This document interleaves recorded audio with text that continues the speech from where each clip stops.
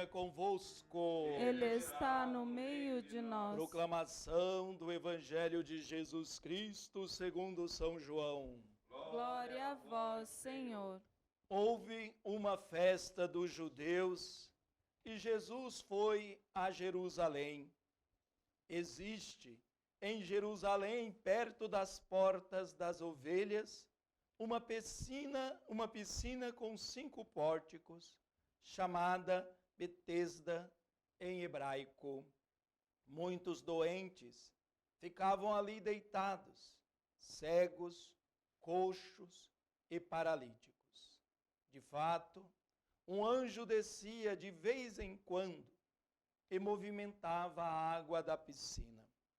E o primeiro doente que aí entrasse, depois do borbulhar da água, ficava curado de qualquer doença que tivesse. Aí se encontrava um homem que estava doente, havia 38 anos. Jesus viu o homem deitado e, sabendo que estava doente há tempo, disse-lhe: queres ficar curado? O doente respondeu: Senhor, não tenho ninguém que me leve à piscina quando a água é agitada. Quando estou chegando, outro entra na minha frente. Jesus disse: levanta-te, pega a tua cama e anda. No mesmo instante o homem ficou curado, pegou na sua cama e começou a andar. Ora, esse dia era um sábado. Por isso os judeus disseram ao homem que tinha sido curado: é sábado, não te é permitido carregar a tua cama.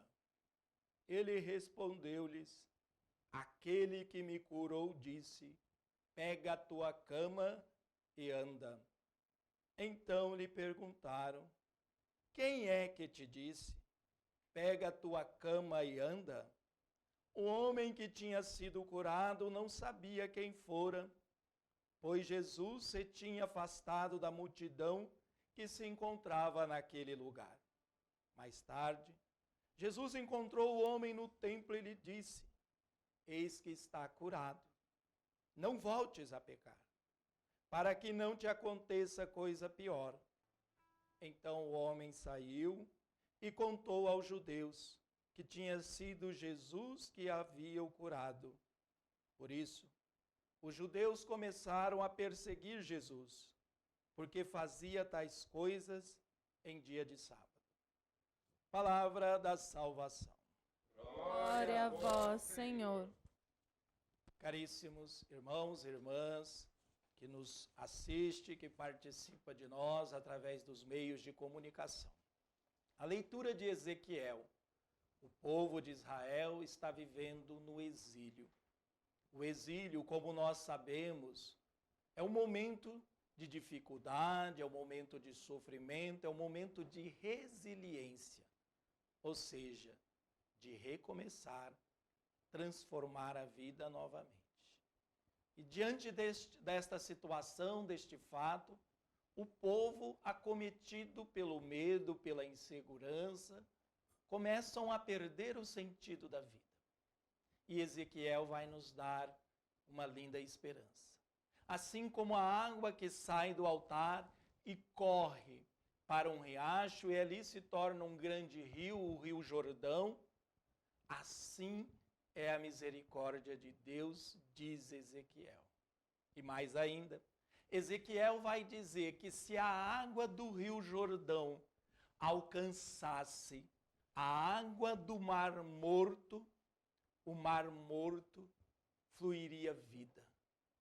Ora, sabemos que o Mar Morto, a palavra diz Mar Morto porque não gera vida. Mas por que o Mar Morto não gera vida? Porque ele evapora tanta água e fica com o sal. Todos os outros mares evaporam água e sal, o equilíbrio. Mas o Mar Morto evapora somente a água. Podemos colocar essa analogia em nossa vida. O que é a água? Aliás, quando o padre coloca um pouquinho de água no vinho, não é porque o vinho é forte, não é porque o vinho não está pronto para ser consagrado e ser o sangue de Cristo. É porque o padre faz uma oração e diz que a nossa humanidade se una à divindade de Deus. Então a água é sinal de vida, é símbolo de vida. E podemos dizer que quando a vida começa a evaporar da vida, ou da mão, ou da situação, ou do olhar, ou da razão, como dizia Tomás de Aquino, um santo da nossa igreja, quando a vida começa a evaporar do ser humano, a vida do ser humano começa a ficar salgada, sem sabor, forte na dor, forte na fraqueza, forte na angústia, como aquele homem, o Evangelho de São João, não fala que ele era um paralítico, ele era um doente. Um doente. E o que é um doente na Bíblia, ou neste sentido para São João? Aquele que não consegue encontrar o sentido da vida. Aquele homem não era um paralítico, aqui João não diz aquele homem era paralítico, não, ele era um doente, que estava prostrado numa cama.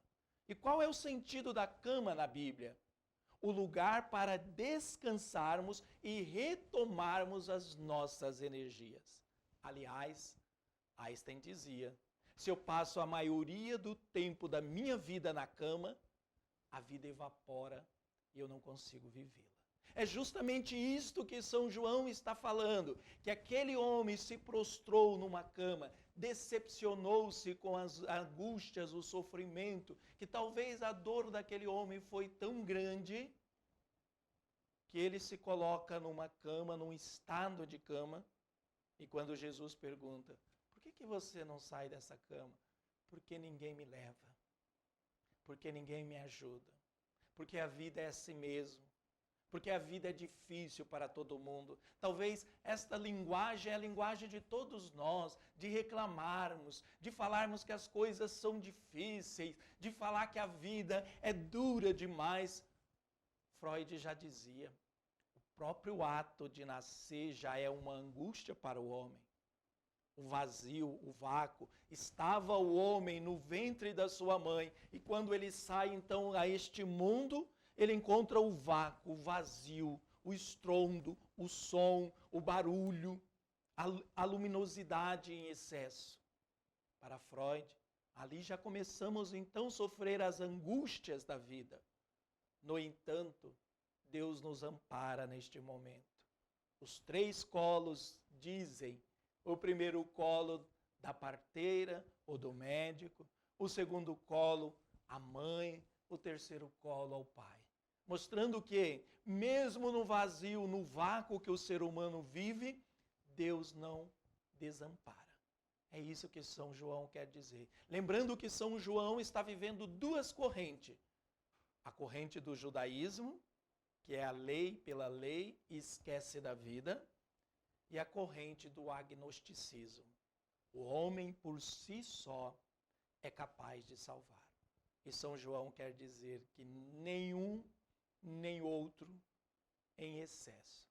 Mas o homem que busca na sua razão, falando a partir de Tomás de Aquino, o santo da nossa igreja, e o que seria a reta razão? A finalidade do homem é Deus, não a cama, não a angústia, não o sofrimento. Então aquele homem doente colocou como fim último a cama. A cama é um meio para o homem descansar e recuperar. As coisas são meios. As situações que vivemos são meios para encontrarmos a misericórdia de Deus. Como dizia Santo Agostinho, eu te buscava lá fora e tu estava dentro de mim, Senhor. Encontrar este Deus dentro de nós. Encontrar este Deus na nossa vida, na nossa fé, na nossa esperança. E largarmos as camas da vida. A cama da dor, a cama da angústia, a cama do sofrimento. Coragem, siga adiante, viva a resiliência, enfrente as dificuldades, confiando em Jesus Cristo. Louvado seja nosso Senhor Jesus Cristo. Para sempre seja louvado.